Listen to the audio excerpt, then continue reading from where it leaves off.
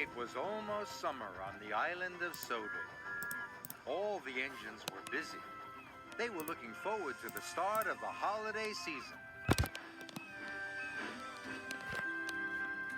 One morning, Sir Topham Hatt came to the sheds. It's time to get the seaside station ready for the summer visitors. Thomas, you are to pick up the deck chairs and windbreaks and take them to the beach. Yes, sir, tooted Thomas, and hurried off happily.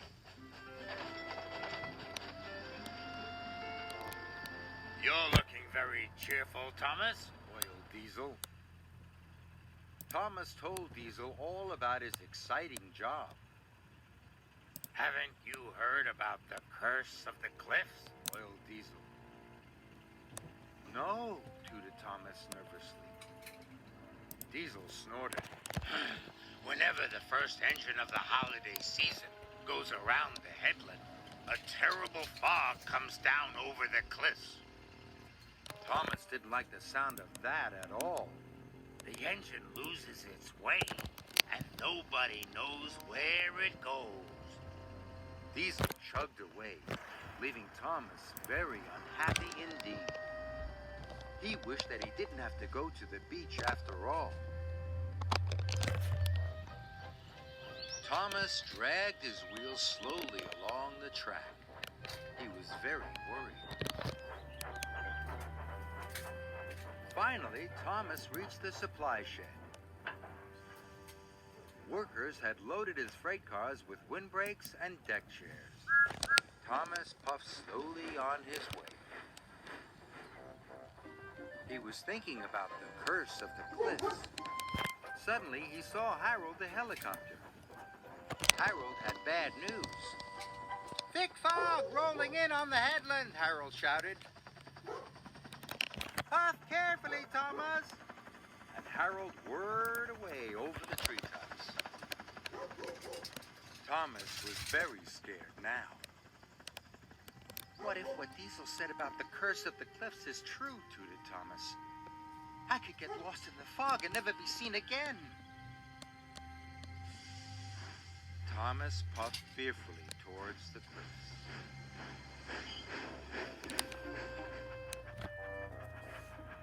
Thomas was approaching the tunnel when he saw Ben. Ben looked unhappy. What's the matter? Asked Thomas kindly. I was enjoying myself until I met Diesel, said Ben unhappily. He told me a monster lives in the tunnel. Now I'm too scared to go through. I'm sure Diesel can't be right about the monster, Thomas said. Why don't I go into the tunnel first? Then you can follow me. Thomas puffed slowly into the tunnel. He heard a strange noise. Must be brave, he told himself. Thomas was determined not to show Ben he was frightened. He screwed up his courage and puffed slowly on. Then the noise grew louder and louder. And suddenly Thomas saw two eyes peering at him. Now he knew that Diesel was right. Bust my buffers, wished Thomas. There is a monster. Thomas wanted to go back, but he couldn't. He had to help Ben. Must be brave, he chanted. Thomas had to go forward. But as the smoke started to clear, Thomas saw that the eyes weren't eyes at all. They were lights. And the thud, thud, thud wasn't a noise made by a monster. It came from a machine beside the track. It was a generator to power the lights. Then Thomas saw picks and shovels. He realized that workmen must be working there.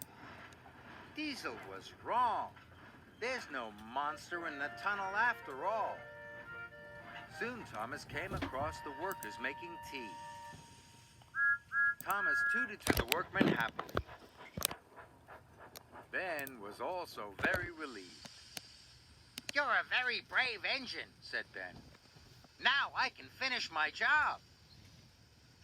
And he puffed away. Thomas was happy to help Ben. Then he remembered that he still had to get to the beach. And he remembered Diesel's warning about the curse of the cliffs.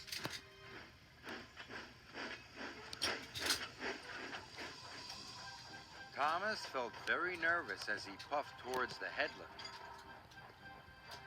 So nervous that he stopped. "I can't go any further," Thomas tooted, and he began to reverse away from the cliffs. Then he had an idea. If Diesel was wrong about the monster in the tunnel, maybe he'll be wrong about the curse of the cliffs, he puffed. He started to go forward again. "I'm not afraid, I'm not afraid," he chuffed, as he steamed carefully through the mist. Suddenly, the mist rolled away, and the sun came out. Thomas saw that the cliffs were beautiful. "Diesel just wanted to frighten me," Thomas whistled. Soon, the seaside station was up ahead. At last, Thomas reached the station on the other side of the headland. Thomas knew that soon the beach would be filled with happy vacationers. "I should not have believed what Diesel said about the curse of the cliffs," wished Thomas. In future, Thomas decided he would believe in himself.